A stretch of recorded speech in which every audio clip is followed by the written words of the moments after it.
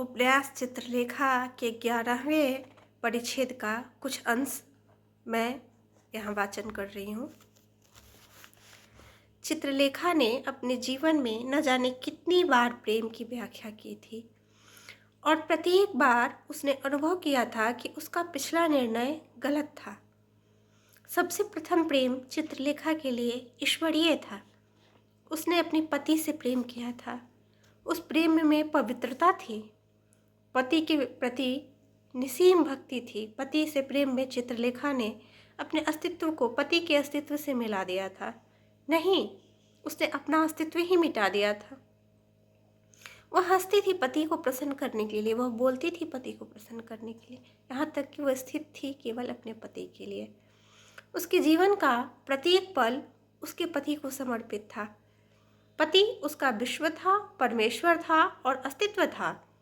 और पति के प्रेम में उसे कितना सुख था। पति से प्रेम उसके आत्म बलिदान की पराकाष्ठा थी। और आत्म बलिदान में कितना सुख होता है, यह आत्म बलिदान करने वाला ही तो जानता है। पति की मृत्यु के बाद उसका संसार अंधकारमय हो गया। उसे अनुभव हुआ कि उसकी साधना तथा तपस्या ये सब व्यर्थ गए। उसने कभी कभी आत्महत्या की भी बात सोची, पर आत्महत्या तो महान पाप है। वह यह जानती थी, उसे बताया गया था कि तपस्या जीवन का प्रधान अंग है और विधवा का कर्तव्य है संयम युक्त साधना। चित्रलेखा ने यह भी किया, पर यह उसके लिए कठिन था। जिस समय तक पति जीवित था वह पूजा कर सकती थी, तपस्या कर सकती थी और साधना में रत भी रह सकती थी, क्योंकि इन सब का एक केंद्र स्थित था, एक आधार उसके बाद था। केंद्र के टूट जाने पर तन्मयता विचलित हो गई। विश्वास अपना आधार न पाकर टिक गया। इसके बाद उसने कृष्णादित्य से प्रेम किया। इस बार प्रेम दैवी न था, प्राकृतिक था। इस बार प्रेम में भक्ति न थी, केवल आत्म विस्मरण था। इस बार प्रेम में अपना अस्तित्व मिटाना न था, वरन अपने और अपने प्रेमी के अस्तित्व को एक में मिला देना था। कृष्णादित्य से प्रेम में चित्रलेखा ने प्रथम बार पिपासा का अनुभव किया। वह चौंक उठी। पिपासा के महत्व को वह न जानती थी। पति के प्रेम में तो उसने अपने को मिटा दिया था, फिर पिपासा कैसी? इस बार चित्रलेखा ने अपनी इच्छाओं का अनुभव किया। अपने उद्गारों के उग्र रूप को देखकर वह पहले तो कुछ डरी, फिर उसे सुख हुआ। इस बार उसने अपने में जीवन का अनुभव किया। प्रेम भक्ति नहीं है, इसलिए एक ओर से नहीं होता। प्रेम संबंध है, वह दोनों ओर से होता है। प्रेम आत्मा के पवित्र संबंध को कहते हैं। प्रेम में कंपन होता है, पिपासा होती है, आत्म विस्मरण होता है। वह तृप्ति का कोई स्थान नहीं है। प्रेम में आत्म बलिदान होता है, पर वह एक ओर से नहीं, दोनों ओर से। कृष्णादित्य भी चला गया। इस बार चित्रलेखा ने देखा कि प्रेम अमर नहीं है, यह एक पवित्र स्मृति प्रतिदिन धुंधली होती हुई मिट भी सकती है। विषगुप्त चित्रलेखा के जीवन में आया।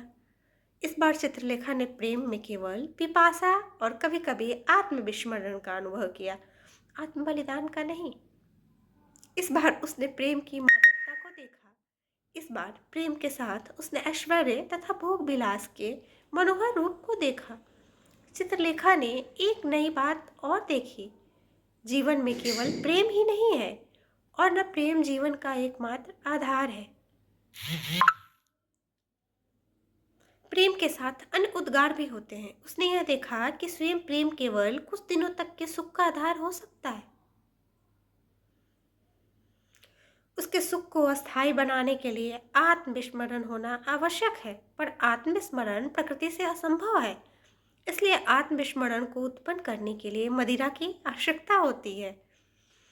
इसके बाद वह कुमारगिरी की ओर आकर्षित हुई। कुमारगिरी युवा था, सुंदर था, प्रतिभावान था और चित्रलेखा आगे कुछ न सोच सकी। कुमारगिरी की ओर वह बिना अपनी इच्छा के ही आकर्षित हुई। वह यह समझती थी, पर क्या वह अपनी इच्छा को जानती भी थी? चित्रलेखा कुमारगिरी से प्रेम करने लग गई। इस बार अपने प्रेम के आधार विषगुप्त की उपस्थिति रहते हुए, इसलिए चित्रलेखा को कुमारगिरी के पास जाने का साहस न हुआ था। पर मृत्युंजय के भवन के उत्सव की बात ने उसे साहस दिया। साहस के साथ उसकी मनुष्यता को धोखा देने का एक बहाना भी दिया। उसने मन में कहा, विषगुप्त को सुखी बनाना मेरा कर्तव्य है। उसे मुक्त कर देना ही मेरा महान त्याग होगा और उसके जीवन को सार्थक बनाना होगा। मुझे विषगुप्त को छोड़ देना ही पड़ेगा, सदा के लिए छोड़ देना पड़ेगा। मेरा ऐसा मानना है, कभी मैंने अपने एक मित्र से बात करते हुए कहा था कि अगर आपके जीवन में पहले से कोई है तो इसका ये अर्थ नहीं कि आगे आपके जीवन में कोई और बेहतर शामिल नहीं हो सकता। जीवन को आप विस्तृत नभ की तरह देखें।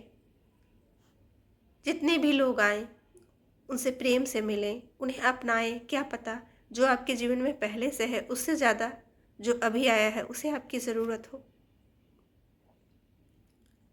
तो इसलिए इतना सेल्फिश मत बनिए। फिर आगे मिलते हैं, तब तक के लिए जय श्री राम।